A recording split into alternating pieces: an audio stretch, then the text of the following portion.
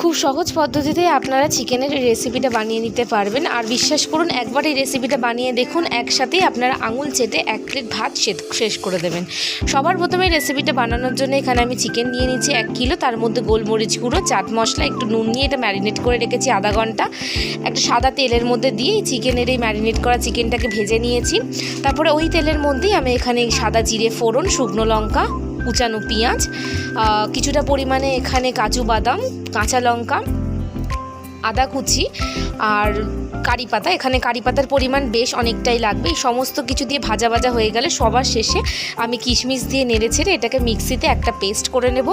ওই করার মধ্যে কিছুটা পরিমাণ তেল দিয়ে আবার গোটা কারি পাতা ফোড়ন দিয়ে তার মধ্যে এই পেস্ট করে রাখা যে মশলার যে পেস্টটা করেছিলাম সেটা দিয়ে সেটাকে নাড়াচাড়া করে একটু জল দিয়ে চিকেন দিয়ে একটু ঘন ঘন গ্রেভি হলেই আপনাদের এই রেসিপিটা চটজলদি রেসিপি তৈরি হয়ে যাবে চিকেনের।